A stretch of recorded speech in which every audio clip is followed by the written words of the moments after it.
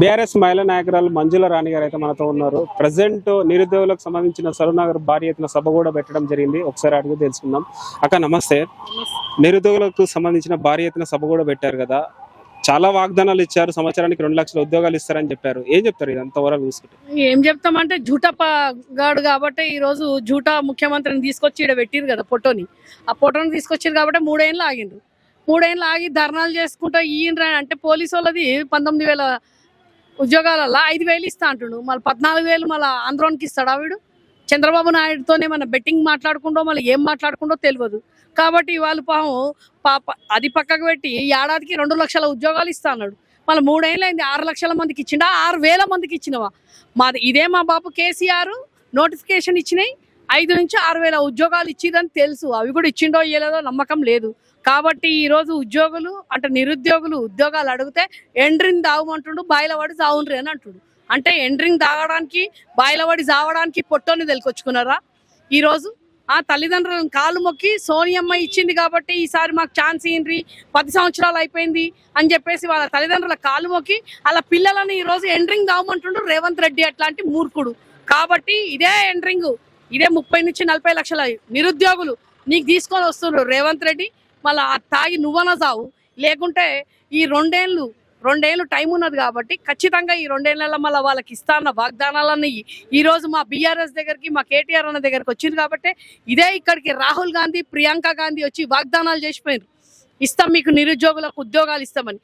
కాబట్టి ఇక్కడనే మేము ఈ సభ పెట్టి వాళ్ళకు ఒక భరోసా ఇచ్చినాం. ఖచ్చితంగా మళ్ళీ బాపు కేసీఆర్ వచ్చిన తర్వాత ఏవైతే ఉద్యోగాలు ఏవైతే ఉన్నాయో అవన్నీ ఇస్తామని. కానీ రేవంత్ రెడ్డి అట్లాంటి మూర్ఖుని నమ్మిండ్రు కాబట్టి ఈరోజు తెలంగాణలో ఓన్లీ నిరుద్యోగులను కాదు, గురుకులాలలో పిల్లలు బయటికి వెళ్ళి నిన్న ధర్నాలు చేస్తున్నారు. ఆడపిల్లలకు పీరియడ్స్ అయితే నీళ్లు లేవని ఏడుస్తున్న దుస్థితికి తీసుకొచ్చిండు.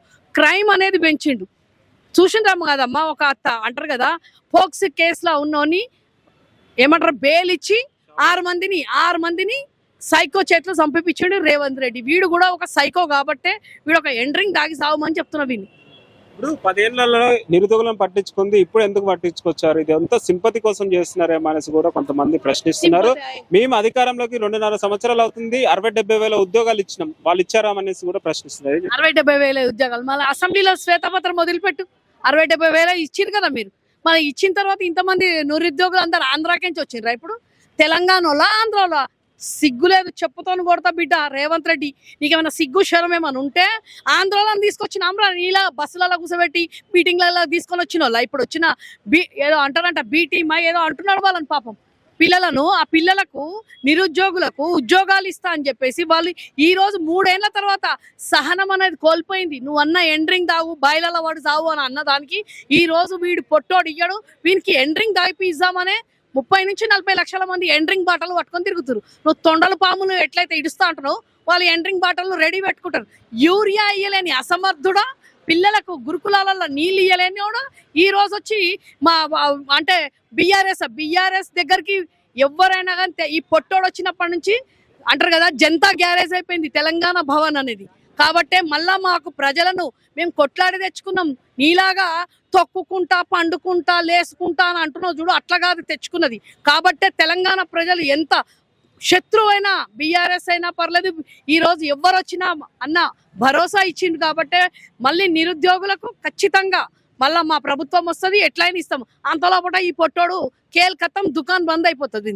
యువ సంగ్రామ సదస్సు ఈ సభ సక్సెస్ అయిందా కాలేదా? ఎందుకంటే ఎక్కడెక్కడ కూడా అరెస్ట్ చేశారు, హౌస్ అరెస్ట్. ఎంత అంటారు కదమ్మా, ఇది కూడా ఒక 15 రోజుల నుంచి మాకు పర్మిషన్ ఇస్తలేదు కాబట్టి మేము కోర్టు నుంచి తెచ్చుకున్నాం. పొద్దున ఆర్ఎస్ ప్రవీణ్ అన్నను వాళ్ళంటే సబితమ్మను ముఖ్య నాయకులను కూడా అరెస్ట్ చేస్తే 2 గంటలకు వదిలిపెట్టిండ్రు. అంటే ఇక్కడ రాజ్యాంగం అనేది చచ్చిపోయింది, న్యాయం అనేది న్యాయ వ్యవస్థ లేదు. ఈ పొట్టోని చేతిలో పెట్టుకొని కూర్చుండు. రాహుల్ గాంధీ ఏమో ఢిల్లీలో పెట్టుకుంటాడు, రాహుల్ గాంధీ రాజ్యాంగం బుక్ పట్టుకొని తిరుగుతాడు. ఈ పొట్టోడేమో ఇక్కడ తెలంగాణలో బొంద పెట్టిండు. కాబట్టే రేవంత్ రెడ్డి నీలాగా రైఫిల్ మాస్టర్లు ఎవరు లేరు. ఖచ్చితంగా నిరుద్యోగులకు భరోసా ఇచ్చినాం. మళ్ళా బాపు కేసీఆర్ వస్తాడు, ఉద్యోగాలు వస్తాయి. కాబట్టి వాళ్ళకు భరోసా ఇచ్చే పంపించినాం తమ్మి. వాళ్ళకు మేము పోలేదు, వాళ్ళు మా దగ్గరకు వచ్చింది. పొట్టోని మీద భరోసాతో ఎట్లయితే ఓట్లు వేసిండ్రో అట్లా మళ్ళీ మా బీఆర్ఎస్ దగ్గరకే వాళ్ళు వచ్చింది.